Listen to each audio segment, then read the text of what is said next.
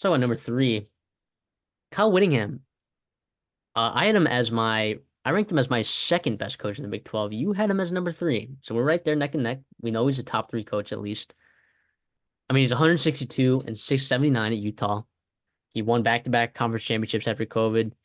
You want to talk about righting the ship? I mean, just now it was a good program when Urban Meyer left it, but Kyle Whittingham was the one who brought it from the Mountain West to the Pac-12 and has since won two conference championships. He's consistently top 35 in recruiting classes and absolutely develops NFL talent like it is nobody's business. Nobody's business. Consistently throwing out very competitive teams out there. He's only won less than 8 games once in the last decade, aside from COVID, where they only played like 5 games, right? He's unbelievable with what he does and the resources that he has there. He just wins. Even this year, people are like, oh, they underperformed. They didn't hit their win total. Yeah, with who playing quarterback and what players on defense after their entire thing. They had a safety playing running back. Their running back room was obliterated. Their wide receiver room was obliterated. Their defensive line was obliterated. They were running on fumes and they won 8 games. I thought was an unbelievable job. An unbelievable job. And they lost some games maybe Yeah, they shouldn't have lost.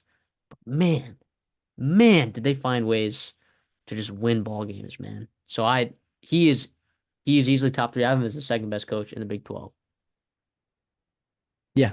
No, to me, he was at three for me just because I don't know. I love the two coaches ahead of him. We'll get to him. But yeah, Whittingham deserves the respect of everybody. He's just so underrated.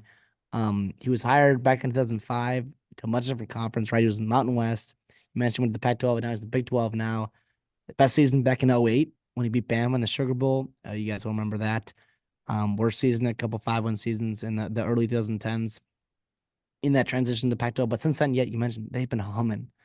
They have been humming consistently a bowl team, consistently 8+ wins, consistently in the Pac-12 championship. They went to the Rose Bowl a couple times. Like this is a legit program. You mentioned the NFL talent. You mentioned the churn in year in year out, the depth they built there, even with all the injuries, the fact that they were still competitive in a gauntlet of a Pac-12. Super, super impressive. They bring back a ton of talent. Cam Rising hopefully is healthy. A couple years away from, a couple years removed from major knee injury. They're bringing in some good talent on the portal. Again, another guy where it's like, um, with Mike Gundy, maybe he's not going to wow you recruiting wise rankings, but you're also going to trust his evaluation.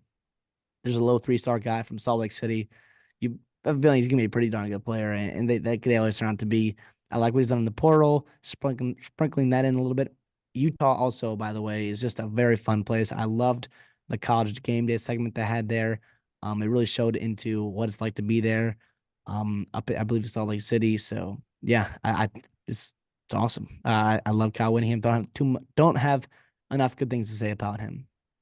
One of the most underrated coaches in college football, just because he doesn't have a national title or playoff wins or playoff appearances, does not mean he's not a good coach or an elite coach. Right? Just He's been the reality dang of close Utah. though. He's been dang close to some playoff appearances. Yeah, Back to exactly. back, like back to back conference championships in the Pac-12 when you were, I mean, some Oregon teams were good in there. Caleb Williams, you just said, yeah, let me just beat the piss out Twice. of you twice. I mean, just come on. I mean, his teams are fast, physical, mean, smart. Some of the most well-coached teams that you'll see out there, especially like special teams as well. I mean, just unbelievable, man. I love him a lot. He's number two. These top three, I could argue any one of them as number one, right? Yeah. And I think a lot of people are going to agree with your number one, maybe not agree so much with my number one, but either way, let's go.